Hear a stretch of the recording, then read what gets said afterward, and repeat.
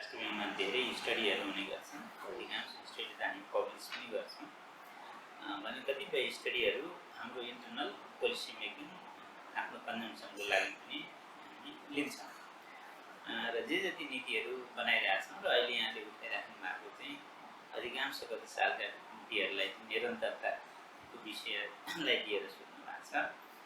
त्यसको आधार स्टडी हो कि होइन भन्ने सन्दर्भमा चाहिँ हामीलाई यसचोटि के पनि रहेछ भने हामीले पैसाको पनि फलोअप स्टडी गरे हौँ इम्प्याक्टकै सम्बन्धमा चाहिँ त्यही पनि अब लिमिटेड नम्बरमा त्यो चाहिँ रिप्रेजेन्टेसन भएको त्यो रेस्पोन्ड भएको त्यो चाहिँ धेरै ठुलो नम्बर चाहिँ होइन।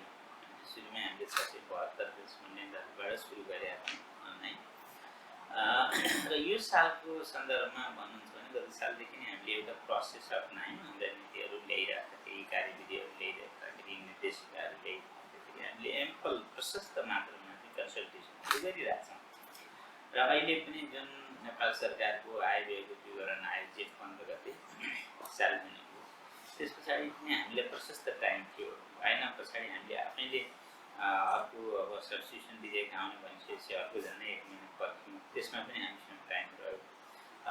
मलाई लाग्छ मन्ट्री पोलिसीसँग गाँसिएका सबै खालका स्टेक होल्डरहरूसँग त्यो बिचमा हामीले छलफल गऱ्यौँ।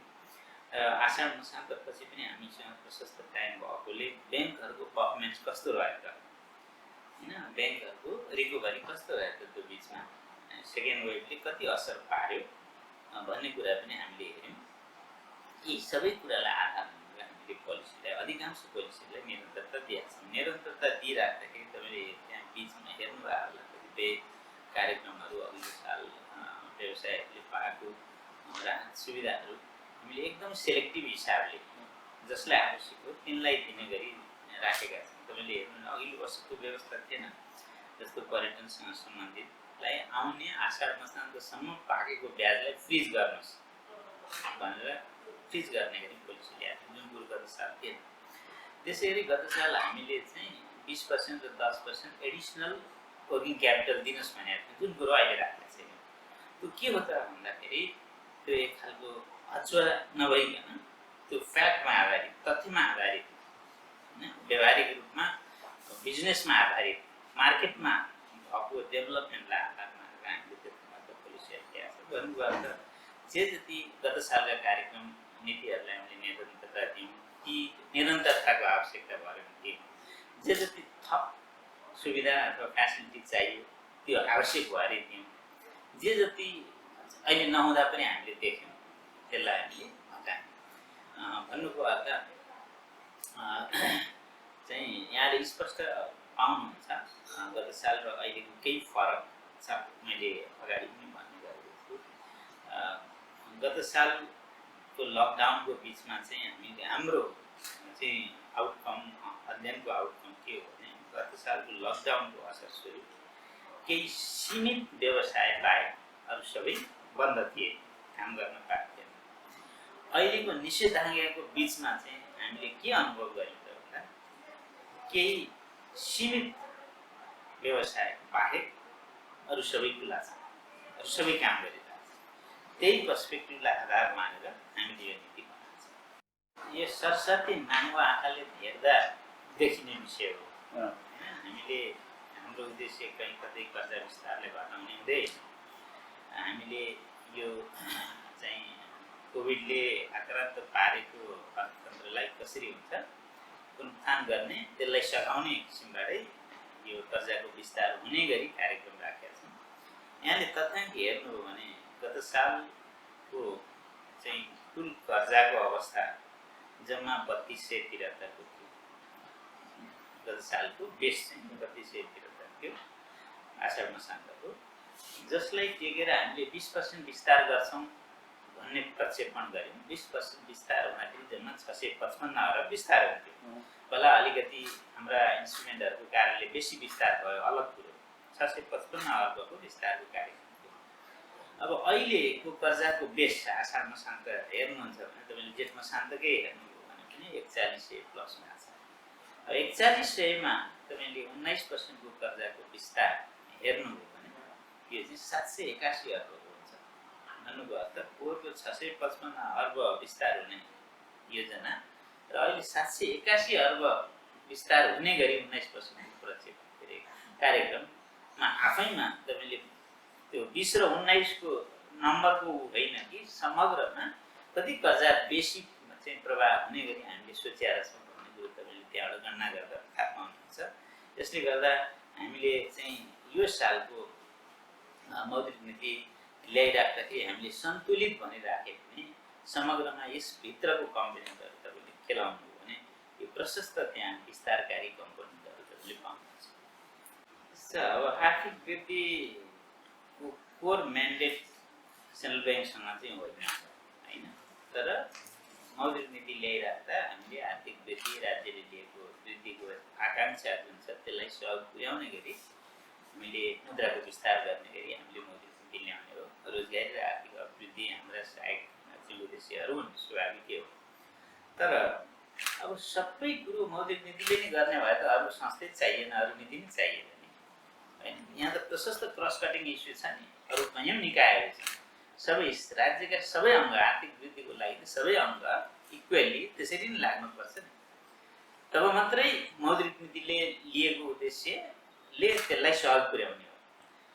ठ्याक्कै मौद्रिक नीति सबै कुरो होइन, एक चिज मात्रै हो, यो भित्रको नीतिहरूमध्ये एउटा नीति मात्रै हो। यस अर्थमा पनि मौद्रिक नीतिले भनौँ न प्रशस्त मात्रामा कर्जा विस्तार हुने गरी नीति आए पनि कयौँ अवस्थामा त्यसले आशातीत रूपमा ग्रोथ गर्न सकेन भन्ने खालको कुरा जुन छ त्यसमा हाम्रा अरू सीमाहरू छन् होइन। मौद्रिक नीतिबाट विस्तार हुँदाखेरि अब इम्पोर्ट बढे हामी देख्छौँ, इम्पोर्ट बढिराख्दाखेरि खास गरी कच्चा पदार्थ र पुँजीगत सामानहरू आइदियो भने दीर्घकालले त्यसले चाहिँ हाम्रो अर्थतन्त्रलाई कन्ट्रिब्युसन नै गर्छ। हामी कन्ज्युमेबल भन्दा पनि त्यो बाटोमा गइयो भने कहीँ न कहीँ मौद्रिक नीतिबाट ल्याइएको नीतिको फलस्वरूप अर्थतन्त्रलाई बेनिफिट हुने नै हो, तर त्यसलाई सही अर्थमा त्यसको चाहिँ बेनिफिट राज्यले पाउने सन्दर्भमा चाहिँ यहाँ अरू अङ्गहरूलाई पनि हामीले सँगसँगै त्यसरी नै लानुपर्ने हुन्छ। यहाँले राइटली भन्नुभएको छ यो विषय कि हामीले माथिल्ला तहहरू करिडरको माथिल्लो पनि ब्याङ्क रेट पनि एजिटिज राखेका छौँ र अरू पनि मोनिटरी इन्स्ट्रुमेन्टहरू सबै जसो सिआरआर एसएलआर सबै रेटहरू एजिटिज राखेका छौँ भन्नुको अर्थ हामीले चाहिँ खास मार्केटमा लिक्विडिटीमा थप दबाब नपरोस्। मार्केट चाहिँ गत साल जसरी सहज भयो लिक्विडिटीको सन्दर्भमा, तर त्यसै गरी यो साल पनि सहज होस् भन्ने हाम्रो कामना हो। र बजारमा चाहिँ केही अब सिडी रेसियोको कन्सेप्टको सन्दर्भमा र तल्लो रेट करिडरको तल्लो रेट बढाएको सन्दर्भमा केही कुराहरू यहाँले उठाउनु भएको जस्तै आएका छन् स्वाभाविक हो। र करिडरको तल्लो रेट हामीले बढाइराख्दाखेरि अथवा ओभरअल स्पेस चाहिँ घटाइराख्दाखेरि त्यो अरू कसैलाई त्यो च्यालेन्ज छैन, त्यो च्यालेन्ज सेन्ट्रल ब्याङ्कलाई छ। हामीले जब करिडर सानो बनाउँदै लान्छौँ होइन, अन्यत्र 1% भन्दा पर्सेन्टेज पोइन्ट भन्दा ठुलो करिडर छैन अधिकांश मुलुकमा, हामी मात्रै हो जहाँ 4-4% को स्पेस लिएर बसिरहेको छौँ। अब हामी त्यसलाई साँगुर्याउँछौँ भने त्यसलाई मेन्टेन गर्नलाई हामीलाई चुनौती हो। हामी त्यो चुनौती स्वीकार गरेर अगाडि बढिरहेको छौँ। हामी सधैँ यसरी बस्नु हुँदैन। सुरुमा करिडरको अभ्यास भयो, हामीलाई कम्प्लाई गर्न पनि गाह्रो हो, तर यो वर्षभरि हामी करिडरभित्र रह्यौँ। त्यसले गर्दा हामीलाई थप कन्फिडेन्स आयो कि अब यसलाई साँगुरो बनाउँ र हामी त्यसलाई कम्प्लाई गर्दैछौँ, जसले गर्दा रेटको स्टेबिलिटीमा ठुलो सहयोग हुन्छ भन्ने हिसाबले हामी तलको रेट छोएर मास्तिर लगेर साँगुरिएका हुन्। र यसको असर यहाँले चाहिँ अब सिडी रेसियो सहित जोड्नु भएको छ। सिडी रेसियो चाहिँ नर्मली सिसिडीको कन्सेप्ट हामी कहाँ पाएको अन्त थिएन।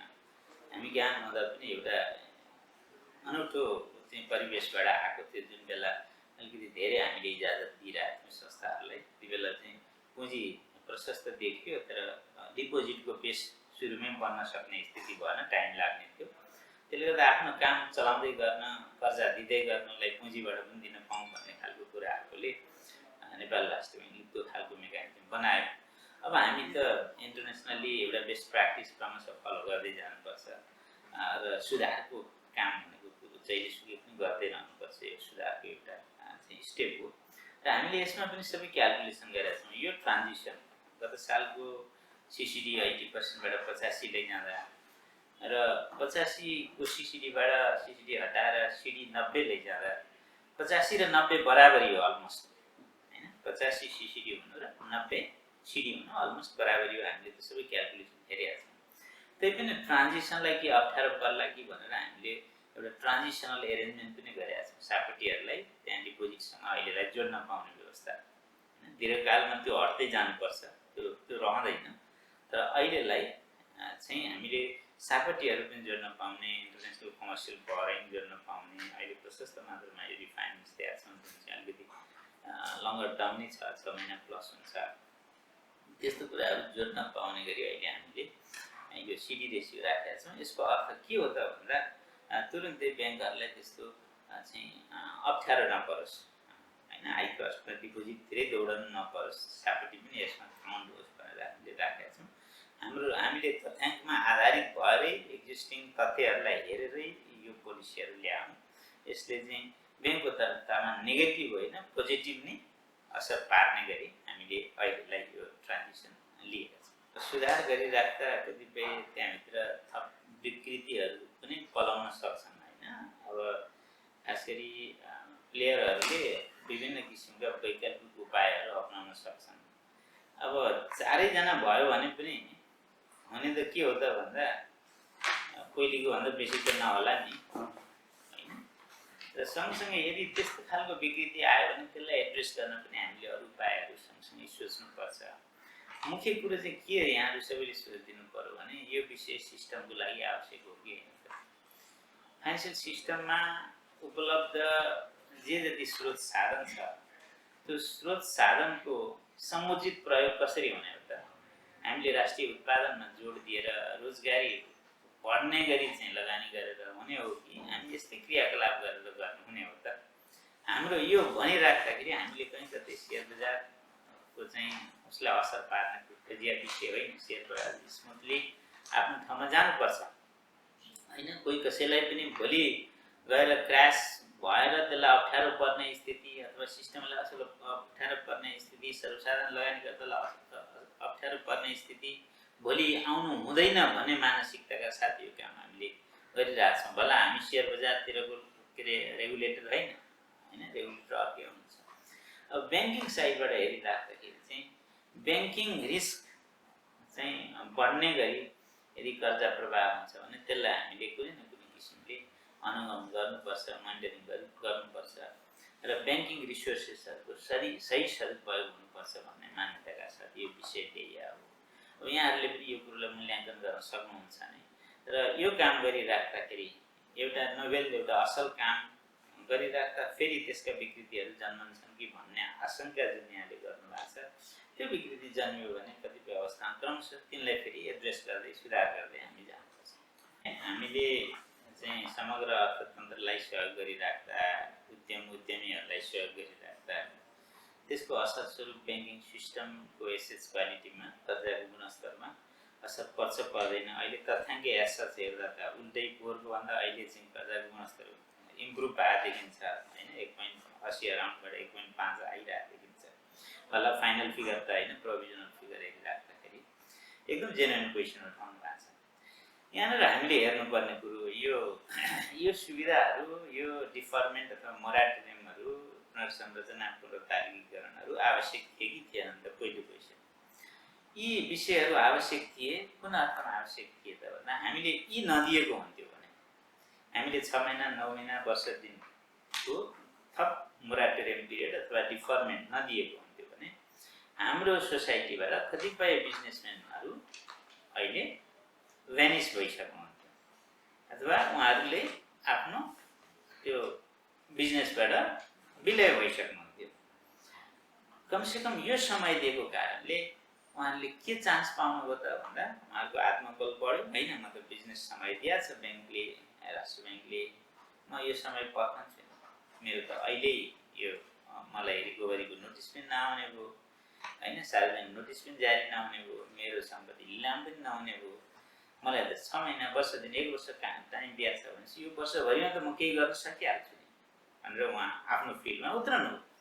फिल्डमा त उत्रनु हो, फिल्डमा केही पनि छैन, पाएको सामान सबै कोल्याप्स भइसक्यो, होइन। अन्डा थियो अन्डा पुरिसक्यो, चल्ला थियो चल्ला पुरिसक्यो, अथवा र मेटेरियल थियो त्यो खिया लागिसक्यो। अब मैले केले चलाउने त भन्ने सन्दर्भमा पनि हामीले सघाइदियौँ कि तपाईँको वर्किङ क्यापिटलको 20%सम्म तपाईँ कोल्याटरल नभए पनि तपाईँको चाहिँ डेब्ट इक्विटी नागे पनि ब्याङ्कले दिन सक्छ भने ब्याङ्कलाई पत्यार लाग्यो, ब्याङ्कले दियो, उहाँले फेरि त्यस पैसा थप पैसा दिनुभयो, आफ्नो र मेटेरियल आदि इत्यादि स्टाफ सबै जोगाड गर्नुभयो, काम सुरु गर्नु। यदि त्यो काम सुरु नगरे भए त त्यो एनपिए त त्यति बेलै भइसक्थ्यो नि, त्यति बेलै ब्याड भइसक्थ्यो नि। कमसेकम त्यति बेलै ब्याड हुनबाट त यो नीतिले जोगायो नि उहाँहरूले। त्यसले गर्दा हामीले यसलाई सकारात्मक रूपमा लिनुपर्छ कि अदरवाइज यो के हुनेवाला थियो, जुन त्यति बेलै डुब्नेवाला थियो, डुब्नबाट बच्यो। अब बच्नु त बच्यो, यसको क्वालिटी कस्तो छ तपाईँको अर्को क्वेसन त्यो थियो होइन, यसको गुणस्तर कस्तो छ। अब यसको गुणस्तर अहिले तपाईँले नाप्न खोज्नुभयो भने हामीले सोचे जस्तो राम्रो गुणस्तर नहोला होइन, अहिले बचेको मात्रै छ, काम चलाउँछ। अब यसले फुल पेमेन्ट गर्नलाई, रिपेमेन्ट गर्नलाई अझै टाइम लाग्ला, तर कमसेकम बच्यो, त्यसमा ठुलो चित्त बुझाउनुपर्छ। जहाँसम्म अलिकति रेसियो घटेको तपाईँले देखिराख्नु भएको छ, त्यो चाहिँ यो साल झन्डै 9 खर्बले सिस्टममा कर्जा थपियो, जुन कर्जा अलमोस्ट 1% गुड क्याटेगोरीमा बस्छ पहिलो वर्ष होइन। त्यसको बेनिफिट चाहिँ यो सिस्टममा क्रेडिटको क्वालिटीमा परेको छ। तर यो सबै क्वालिटीहरू हामी ग्रेजुअली रिभ्यू गर्छौँ, क्रेडिटको बारेमा हामी डिटेल रिभ्यू गर्छौँ। अहिले त्यो समय आइसकेको छैन, हाम्रो सुपरभिजनहरू अहिले खास गरी अपसाइडमा फोकस गर्नु परेको छ। हामी यदि आवश्यकता पर्यो भने इभन एक्सटर्नल चाहिँ विशेषज्ञहरू समेत लगाएर पनि यसलाई रिभ्यू गर्छौँ र त्यसको फाइनेन्सियल सिस्टमको कर्जाको स्ट्याटस के हो भन्ने कुरो एउटा कोभिड पोस्ट कोभिड चाहिँ स्ट्याटस हामी कसरी हुन्छ मूल्याङ्कन गरेर तय गर्छौँ। अहिले चाहिँ त्यो बेला आइसकेको छैन, अहिले हामी स्टिल ट्रान्जिसनमा छौँ। यहाँले राइटली भन्नुभयो, कुनै न कुनै किसिमले यस्तो क्राइसिसको असर कर्जाको गुणस्तरमा हुन्छ। अहिलेलाई हामीले त्यो कर्जालाई बचाउने प्रयास गरेका छौँ, टिकाउने प्रयास गरेका छौँ, जुन अदरवाइज टिक्दैन थियो, जुन अदरवाइज अहिले ब्याड भइसक्थ्यो। कमसेकम ब्याड हुनबाट हामीले जोगायौँ, त्यो महत्त्वपूर्ण विषय। तर म यसमा के कुरो एस्योर गराउन चाहन्छु भने जे जति कार्यक्रमहरू नेपाल राष्ट्र ब्याङ्क मार्फत परिचालन भएको छ, यी कार्यक्रमहरू अत्यन्तै प्राविधिक हिसाबबाट सञ्चालन भएको छ। चाहे तपाईँ पुनः कर्जाको कुरा गर्न, चाहे सहुलियतपूर्ण कर्जाको कुरा गर्न, सहुलियतपूर्ण कर्जाको एउटा मात्रै कम्पोनेन्ट सरकारले हेरिरहेछ, त्यो भनेको ब्याज अनुदान। त्यो बाहेक ती कर्जाहरूको चाहिँ त्यो चाहिँ बरोवरहरूको एसेसमेन्ट गर्ने काम र ती बरोवरको अन्डरलाइन रिस्क के कति हो, मैले त्यो लिन सक्छु कि सक्दिनँ भनेर हेर्ने काम, यो सबै ब्याङ्कको हिँड्न छ होइन। कमर्सियल ब्याङ्कले सम्बन्धित वित्तीय संस्थाले हेर्ने हो। वित्तीय संस्था विश्वस्त नभइकन त्यो कर्जा दिँदैन, त्यो कर्जाको रिस्क त उहीसँग छ।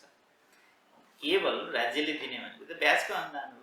राष्ट्र ब्याङ्कले रिफाइनेन्स पनि नेपाल राष्ट्र ब्याङ्कबाट उसलाई एउटा लिक्विडिटी सपोर्ट हुन्छ होइन, उसले चाहिएको बेलामा चाहिँ ठुलो अमाउन्ट राष्ट्र ब्याङ्कबाट रकम पाइरहेको छ, त्यसको बेनिफिट कस्टमरले दिने हो।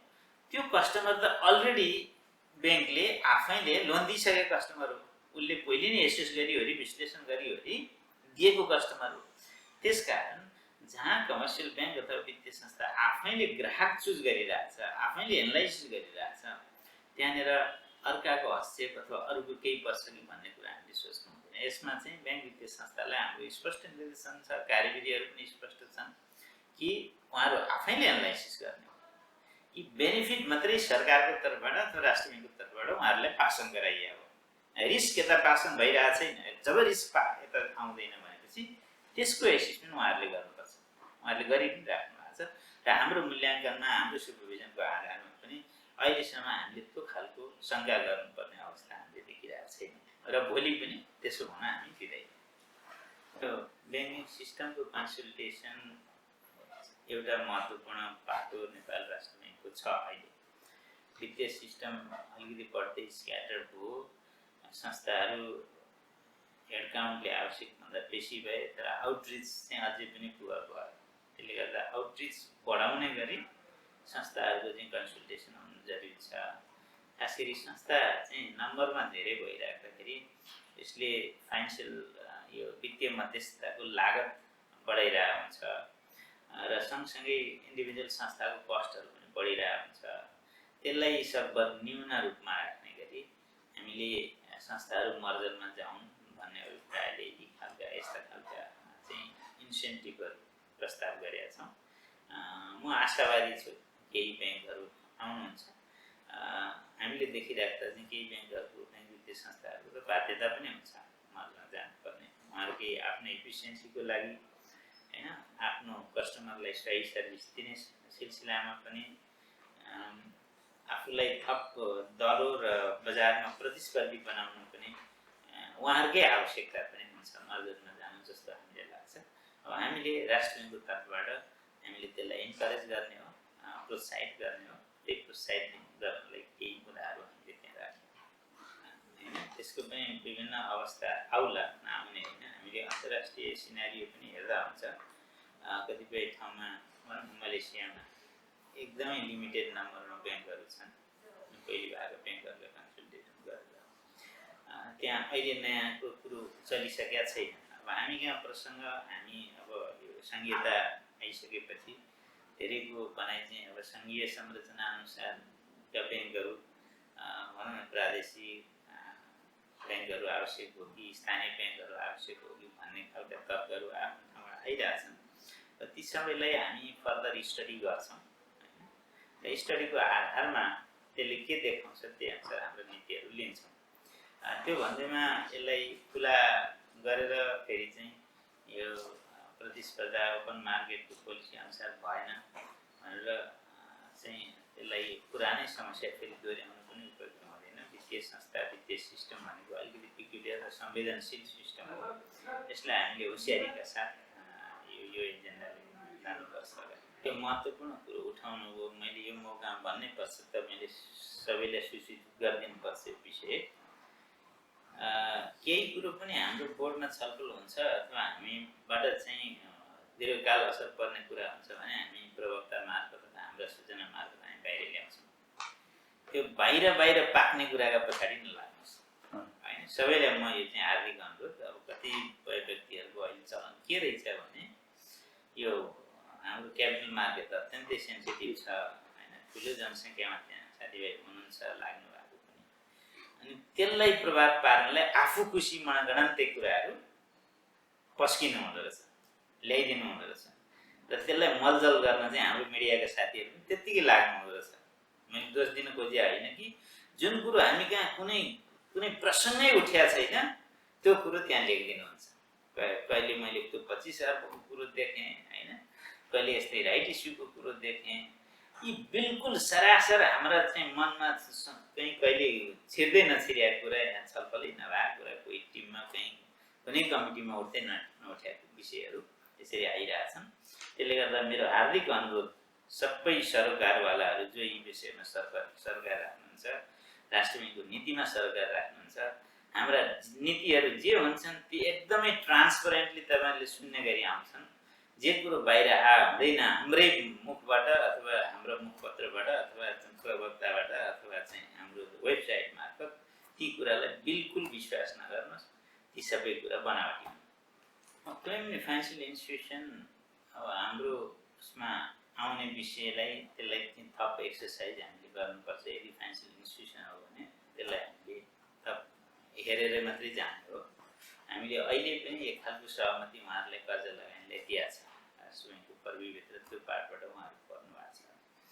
जहाँसम्म पूर्वाधार ब्याङ्कको सवाल छ, देश हामी पूर्वाधारमा धेरै पछि परेको मुलुक हौँ, संसारमै अलमोस्ट सबैभन्दा पछि परेको मुलुक हौँ। हामीलाई पूर्वाधार विकासको आवश्यकता छ। त्यो पूर्वाधार विकासको लागि सबै लगानी राज्यले मात्रै जुटाउन नसक्ने र प्राइभेट सेक्टरको पनि त्यत्तिकै योगदान रहनुपर्ने र कतिपय अवस्थामा इभन वैदेशिक लगानीको पनि चाहिँ पूर्वाधारमा आवश्यकता छ। र यसमा यो कम्बिनेसन, यो ब्लेन्डिङ गराउने प्रयोजनको लागि पूर्वाधार ब्याङ्कको चाहिँ ठुलो महत्त्व रहन्छ। तर हामी कहाँ जुन पूर्वाधार ब्याङ्क बनेर आएको छ, यहाँले भन्नुभयो जस्तै जसको चाहिँ साइज यति ठुलो रहनुपर्छ पूर्वाधार निर्माणको लागि गरिने फाइनेन्समा, त्यो साइजको हामीले बनाउन सकेका छैन, हुन सकेका छैन। र त्यसको आफ्नै चाहिँ स्वामित्वको स्ट्रक्चर हेऱ्यौँ भने पनि नर्मली पूर्वाधार विकास ब्याङ्क भन्ने साथ त्यो पूर्वाधारको चाहिँ अलिकति सरकारको बेसी त्यसको रोल सरकारको बेसी रहन्छ। त्यसभित्र अनरसिप भनौँ अथवा केही भनौँ, किनकि त्यसले तुरुन्तै रिटर्न दिँदैन। प्राइभेटले रिटर्न खोज्छन्, पूर्वाधार ब्याङ्कले चाहिँ तुरुन्तै अरू कमर्सियल ब्याङ्कको जस्तो कमर्सियल एन्टिटीको जस्तो रिटर्न दिन गाह्रो हुन्छ। यसको गेस्टेसन पिरियड लामो हुन्छ, उसले लगानी गरिरहेको प्रोजेक्टहरूको। त्यसले गर्दा त्यसमा चाहिँ सरकारको उपस्थिति बेसी खोजिन्छ, जुन कुरो हामी कहाँ चाहिँ अलिकति त्यसरी मिलिरहेको अवस्था छैन। त्यस कारणले तर अहिले पछिल्लो दिनमा जे जति गर्न खोजिरहेको हामी देख्छौँ लगानीहरू, हामी कहाँ भइरहेको रिपोर्टिङ हेर्दाखेरि प्रोग्रेस चाहिँ मैले राम्रै पाएको छु रिलेटिभली। र जहाँसम्म एआइबीको चाहिँ समेत कोलाबोरेसनमा खोल्ने भन्ने विषय छ, त्यसको प्रोग्रेस त्यति अघि बढिरहेको छैन। यसलाई चाहिँ धेरै कुरा सँगसँगै आउँछन्, वैदेशिक लगानीमा खोल्ने संस्था, राज्यको इनिसिएटिभ्स होइन, यसमा चाहिँ थप हामीले एक्सर्साइज गर्नु जरुरी छ। यसमा यदि नेपाल सरकार र एआइबी मिलेर त्यस्तो खालको संस्था बनाइयो भने वास्तवमा त्यो एउटा रियल पूर्वाधार ब्याङ्क नै हुनेछ। त्यसले चाहिँ देशको राष्ट्रिय पूर्वाधारहरू निर्माणमा ठुलो सहयोग पुर्याउँछ जस्तो मलाई लाग्छ। यसमा अब कानुनी कुराहरू पनि छन् होइन। हामीलाई जुन म्यान्डेट छ नेपाल राष्ट्र ब्याङ्कलाई, नेपाल राष्ट्र ब्याङ्क ऐनभित्र बसेर त्यो म्यान्डेट हेर्दाखेरि यस्ता कन्ट्र्याक्चुअल सेभिङ वाला संस्थाहरू, अहिले त सामाजिक सुरक्षा कोष पनि थपियो, यस्ता संस्थाहरूलाई चाहिँ हामीले गाइडसम्म गर्न सक्छौँ, तर हामीले नै सुपरभिजन मोनिटरिङ गर्न सक्दैनौँ। अहिलेसम्मको व्यवस्था त्यो हो। त्यसलाई प्रस्तावित राष्ट्र ब्याङ्क ऐनको जुन संशोधन छ त्यसमा केही व्यवस्था गरिएको छ। त्यो ऐन संशोधन भएर आएको अवस्थामा हामीले त्यही अनुसार चाहिँ मोनिटरिङ सुपरभिजन गर्न सक्ने नै छौँ। र हामीले त्यसको लागि पूर्वाधार पनि बनाइरहेका छौँ। नेपाल राष्ट्र ब्याङ्कले गत वर्षको यो हामीले यो आर्थिक वर्ष 78-79 को चाहिँ कार्ययोजना स्वीकृत गरिराख्दाखेरि हाम्रो सञ्चालक समितिले एउटा छुट्टै नन ब्याङ्क फाइनेन्सियल सुपरभिजन डिपार्टमेन्टको परिकल्पना गरेर गठन गर्ने गरी निर्णय पनि गरेका छ, जसअनुसार हामी केही सुपरभिजन डिपार्टमेन्टहरू मर्ज गर्दैछौँ, बी र सीको। अनि त्यसको अल्टरनेटमा चाहिँ छुट्टै नन ब्याङ्क सुपरभिजन डिपार्टमेन्ट बनाउँदैछौँ, जसले चाहिँ नेट बेस हाम्रो विदेशीको लाइसेन्स पाएका कयौँ संस्थाहरू छन्, तिनको सुपरभिजनलाई हामी थप प्रभावकारी गर्नेछौँ। पेमेन्टसँग रिलेटेड संस्थाहरूको चाहिँ लाइसेन्स पनि प्रशस्त अहिले गइसकेका छ, तिनको सुपरभिजनलाई प्रभावकारी बनाउनेछौँ। त्यस्तै यस्ता नन ब्याङ्क कन्ट्र्याक्चुअल सेभिङवाला संस्थाहरूलाई पनि सुपरभिजन हामी बढाउनेछौँ। त्यसै गरी परि आयो भने इभन त्यो उसले म्यान्डेट दियो भने हामी चाहिँ इभन सहकारीको पनि एक लेभलसम्मको एउटा थ्रेसहोल्डसम्मको सहकारी पनि हामी मोनिटर गर्छौँ, त्यसबाट पनि हामीले ट्रेड भइरहेको छ। यी सबै हाम्रो कार्ययोजनामा परेका छन्। अब ऐनमा आशा गरे अनुसार सिफारिस भए अनुसारको संशोधन भएर आयो भने हामी यो डाइरेक्सनमा पनि जान्छौँ। यस्तो अब हामी अलिक पेमेन्ट सिस्टमको सन्दर्भमा नेपाल अलिकति पछाडि हो होइन, रिलेटिभली विश्वका अन्य मुलुकभन्दा हामी पछाडि नै हौँ। त्यसमा पनि अब पेमेन्ट रिलेटेड फाइनेन्सियल सिस्टमको जे जति इन्फ्रास्ट्रक्चर आवश्यक पर्ने हो त्यसमा हामी अलिकति पछाडि थियौँ। तर विगत केही 8-10 वर्षदेखि यहाँ प्रशस्त डेभलपमेन्ट भयो। यहाँले हेर्नु भयो भने विगत 7-8 वर्ष अगाडिसम्म हामीले चेक क्लियरिङ पनि म्यानुअली गर्थ्यौँ। चेक बोकेर जाने, पिजन होलमा राख्ने, अनि प्रत्येक ब्याङ्कको प्रतिनिधि त्यहाँ गएर बस्ने, अनि बेलुका फेरि कसको क्लियर भयो भएन गएर चाहिँ सेटल गर्ने।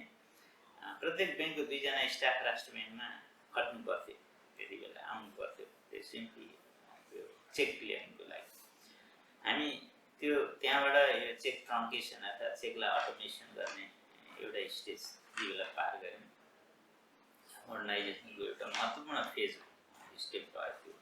त्यसपछि आएर गत सालबाट हामीले आरटिजिएस चाहिँ फुल फ्लेज लागु गऱ्यौँ। तपाईँले अहिले हेर्नु भने आरटिजिएसमा 1 महिनामै 21 खर्ब 22 खर्बको सेटलमेन्टहरू भएको देख्नुहुन्छ, कारोबारहरू भएको देख्नुहुन्छ। अदरवाइज पहिले चाहिँ त्यो चेकबाट हुन्थ्यो, त्योभन्दा अगाडि भनौँ न त्यो म्यानुअली हुन्थ्यो, म्यानुअल हुँदा कारोबार त्यो लेभलमा हुन सक्थ्यो। त्यसै गरी पछिल्लो दिनहरूमा कार्डको प्रयोग, डेबिट क्रेडिट कार्ड होइन प्रशस्त भइरहेको सँगसँगै चाहिँ अरू मोडहरू पनि क्युआर जस्तो मोडहरूको पनि प्रयोग हुन थालेको यहाँले प्रशस्त पाउनुहुन्छ। अर्थात् डिजिटल पेमेन्टको चाहिँ अहिले प्रशस्त मात्रामा वृद्धि भएको छ, राम्रो छ। अब योसँग गाँसेको योसँग गाँसेको फर्दर चाहिँ इन्फ्रास्ट्रक्चर सफिसियन्ट छ छैन भन्ने सन्दर्भमा एउटा महत्त्वपूर्ण इन्फ्रास्ट्रक्चर चाहिँ नेसनल स्विच हो। नेसनल गेटवे स्विच नभइराख्दाखेरि चाहिँ अब हामीले कतिपय कारोबारहरू अन्यत्र रुटेड भएर आउनुपर्ने अन्यत्र पुगेर आउनुपर्ने ती स्थितिहरू अब त्यसलाई जति सक्दो चाँडो नै हामीले इस्ट्याब्लिस गर्न खोजिरहेछौँ होइन। हामीले परिकल्पना धेरै पहिलेबाट गऱ्यो भने त्यसको ठोस एउटा जिम्मेवारी सहितको काम यो सालबाट सुरु गरेका छौँ, गत सालबाट सुरु गरेका हौँ, यो साल सक्ने गरी हामीले सुरु गरेका छौँ र यसलाई चाहिँ अब एनसिएचएल अलिकति अनुभवी पनि र यसमै काम गरिरहेको हुनाले एनसिएचएललाई अब राष्ट्र ब्याङ्कको लगानी पनि छ। त्यहाँ फ्री लन्च त पाइँदैन कि कहीँ कतै पनि अगाडिको व्यवस्थाबाट हेर्नु भने अहिले भइरहेको भनेको सरकारी कारोबारको लागि हामीले राखेको म्याक्सिमम रेट 30 रुपियाँ होइन पेमेन्ट 0,000सम्म अनि त्यसपछि 10, 20, 30। अब यहाँ सिस्टम अथवा टेक्नोलोजीको पनि कस्ट त छ नि, ठुलो कस्ट इन्भल्भ हुन्छ कि अहिले तपाईँ हेरिराख्नु भने राष्ट्र ब्याङ्ककै कस्टमा अहिले टोटल कस्ट हेर्नुभयो भनेदेखि हामीले प्रयोग गरेको सिस्टमहरू त्यसमा दिएको सेक्युरिटीहरू र एनुअल मेन्टेनेन्स कन्ट्र्याक्ट एमसिआरको प्राइस हेर्नुभयो भनेदेखि आजभन्दा 10-11 वर्ष अगाडि र अहिले कम्पेयर गर्नु भने त्यो साइजै अर्कै पुगिसकेको छ, सिस्टमको त्यो खालको कस्ट छ। अब टेक्नोलोजीको प्रयोग हुन्छ त्यहाँ टेक्नोलोजीको रोयल्टी आदि इत्यादि होइन, हार्डवेयर इक्विपमेन्टहरूको खर्च, त्यो खर्च कसले बिहोर्ने त होइन। जब सिस्टम आइरहेछ भने त्यसमा केही न केही खर्च छ, सानोतिनो खर्च चाहिँ त अल्टिमेटली बिहोर्नु त कस्टमरले पर्छ नि। तब न बिचमा आउने मान्छे पनि इन्करेज हुन्छ, कम्पनी पनि इन्करेज हुन्छ, ब्याङ्क पनि इन्करेज हुन्छ र त्यो सिस्टम कार्यान्वयनमा ल्याइन्छ। यदि त्यसमा लस छ भनेदेखि त ऊ त आँखा चिम्लिन पनि सक्छ नि, हामीले त्यो सुविधै नपाउन सक्छौँ। त्यसले गर्दा त्यो सानोतिनो खर्च तिर्नमा हामी सबैले आनाकानी गरिदिनु भएन, त्यसलाई चाहिँ रिलेटिभली हेरिदिए पनि हुन्छ कि म अदरवाइज यो सिस्टम नहुँदा मैले कति खर्च गर्नु पर्थ्यो होइन। त्यो भनौँ न म नक्कुमा बस्छु, जाउलाकिलमा एटिएम नहुँदो भए त म त पहिले यहाँ आउँथेँ पुदलिसा होइन, यहाँ आउनु पर्थ्यो राति दौडेर, कुनै बेला परिहाल्यो भनेपछि त्यही अरू कुरामा पनि लागु हुन्छ। मैले अहिले घरमा बसी बिजुलीको बिल तिर्न सक्छु मोबाइलबाटै, घरमा बसी खानेपानीको बिल तिर्न सक्छु होइन, घरमा बसी अनलाइन पेमेन्ट गर्न सक्छु, अनलाइन सपिङ गर्न सक्छु, घरको ढोकामै सामान ल्याइदिन्छ, इभन खाद्य संस्थानले ल्याइदिन्छ तपाईँको चामल चिउरा गहुँ के चाहियो होइन, यस्तो सुविधा हामीसँग छ। अब त्यो त्यसरी तिरिराख्दाखेरि मैले ब्याङ्कको काउन्टरमा पुग्नु परेन, मेरो चेकको चाहिँ खुल्लाएर चेक खिचिराख्नु परेन, त्यसमा चाहिँ केही सानो पैसा 5 रुपियाँ 10 रुपियाँ तिर्दाखेरि हामीले अप्ठ्यारो मान्दिनु हुँदैन, मेरो पहिलो अनुरोध। किनकि हामीले लास्ट इयर एटिएममा कोभिडको बेला पुसमा साँझसम्म मिना गरिदिनुहोस् भनेर ब्याङ्करलाई भन्यो, उहाँहरूले गरिदिनु भयो, तर कन्सिक्वेन्स के भयो थाहा छ? आधी एटिएमहरू बन्द भयो, कतिले मेन्टेन गरेन, कतिले पैसा हाल्दैन। भयो के त भन्दा म पैसा हाल्ने अर्को ब्याङ्कको चल्नु पर्ने भन्ने मानसिकता भित्रभित्र रह्यो। हामीले त्यसलाई त लट्ठी लाउन सक्दैनौँ होइन व्यवहार। त्यसकारण व्यवहारिक हिसाबले पनि के कुरो सही हो नि त्यो सबैले मानिदिनुपर्छ। यदि अनयुजुअल छ भनेदेखि त हामीले ठुङ्गेकै छौँ नि। गत साल हेर्नु त कन्ज्युमर प्रोटेक्सनको लागि कति मेजरहरू ल्याइयो, कति उपायहरू अपनाइयो जसको असर राम्रो परेको छ। हामी हेरिहाल्छौँ त्यस्तो कुरा। र सँगसँगै यो साल पनि हामीले भनेका छौँ यसलाई हामी पुनर्विचार गर्छौँ। र पुनर्विचार पनि सँगसँगै कसरी हुन्छ त भन्दा जब स्केलमा कारोबार हुँदै जान्छ, जब स्केल बढ्दै जान्छ, जब ठुलो साइजको कारोबार हुँदै जान्छ, उनीहरूलाई सानो मार्जिन भए पनि पुग्छ होइन। कारोबार बढ्दै गएपछि हामी त्यो मार्जिन घटाउँदै जान्छौँ, जुन कुरो हामीले अगाडि देखाइसक्यौँ। गत साल 3% 4% लिने प्रोसेसिङ फीहरू होइन, प्रिपेमेन्ट फीहरू हामीले चाहिँ म्याक्सिमम 0.75% हाल्यौँ होइन। त्यसले पनि हुँदो रहेछ त कमाइ, अहिले राम्रै प्रफिट भइरहेको छ, ब्याङ्कको घटेर देखिएन होइन। त्यो कुरो हेर्ने काम हाम्रो होइन। कन्ज्युमरहरूले चाहिँ के सोचिदिनु पर्यो भने बेस्ट एफोर्ट्स नेपाल राष्ट्र ब्याङ्कले कन्ज्युमरको प्रोटेक्सनको लागि लाउँछ। जे प्राइसहरू चार्ज भइरहेछ त्यो फेयर नै हो। यदि अनफेयर कहीँ कतै देख्नु हो भने प्लिज gunaso.nrb.org.np भन्ने पोर्टल छ त्यसमा राखिदिनुहोस्, हामी कारबाही पनि गर्छौँ। त्यो सिम्पली त्यो पोर्टल देखाउनलाई राखे होइन, प्रशस्त कारबाही भएको छ त्यो आधारमा। श्वेतताको विषय चाहिँ बारम्बार उठाउने गरेर म पाउँछु। मैले चाहिँ प्राविधिक हिसाबले श्वेतता के कसरी हेरिन्छ त संसारभरि नै भने यो हाम्रो मात्रै विषय होइन, यो डिबेट संसारभरि हुन्छ। मैले इन्डियामा आरबिआईको बारेमा पनि कतिचोटि सुन्नुभयो होला, इभन युएसमा पनि फेडको बारेमा कतिचोटि डिबेट भएको सुन्नुभयो होला। संसारभरिकै विषय हो। नर्मली सेन्ट्रल ब्याङ्कको श्वेतता चाहिँ केसँग गाँसिया छ? प्र्याक्टिकल स्वतन्त्रता भन्नुहुन्छ भने सेन्ट्रल ब्याङ्कको म्यान्डेट के छ त्यसमा गाँसिया छ। यदि सेन्ट्रल ब्याङ्कको चाहिँ कोर म्यान्डेट नितान्त रूपमा प्राइस स्टेबिलिटी मात्रै हो भने त्यो सेन्ट्रल ब्याङ्क मोर अटोनोमस हुन्छ, किनकि उसले आफ्नो प्राइसको बारेमा आफूले डिसाइड गर्न पाउने हो र अरू कुराबाट इन्डिपेन्डेन्ट भएर प्राइसमा मात्रै फोकस गर्न सक्ने हो। यदि उसको म्यान्डेट चाहिँ प्राइस स्टेबिलिटी बाहेक उसले अर्थतन्त्रको विस्तारमा सघाउनु पर्ने होइन, आर्थिक वृद्धिलाई हेरिदिनु पर्ने, रोजगारीलाई हेरिदिनु पर्ने, यस्ता विविध किसिमका चाहिँ अरू मल्टिपल चाहिँ अब्जेक्टिभहरू सेन्ट्रल ब्याङ्कको राखिएको छ भने त्यो बेलामा चाहिँ त्यो सेन्ट्रल ब्याङ्कको मोनेटरी पोलिसी चाहिँ मोर अरू नर्मल अवस्थामा भन्दा फिस्कल पोलिसीसँग एकदम गाँसिएर आउनुपर्ने हुन्छ, जस्तो जुन बेलामा चाहिँ फिस्कल पोलिसीले पनि मौद्रिक नीतिलाई हस्तक्षेप गर्न सक्छ, अटोनोमीलाई हस्तक्षेप गर्न सक्छ। यो चाहिँ टेक्निकल कुरो, प्राविधिक कुरो हो। अब केन्द्रीय ब्याङ्क कति स्वायत्त छ हुने होइन भन्ने विषयमा त कसैले पनि स्वायत्त हुनु हुँदैन भनेको छैन होइन। अहिले पनि स्वायत्त त दिएको छ र व्यक्ति पनि कसैले पनि स्वायत्त हुनु हुँदैन भन्दैन।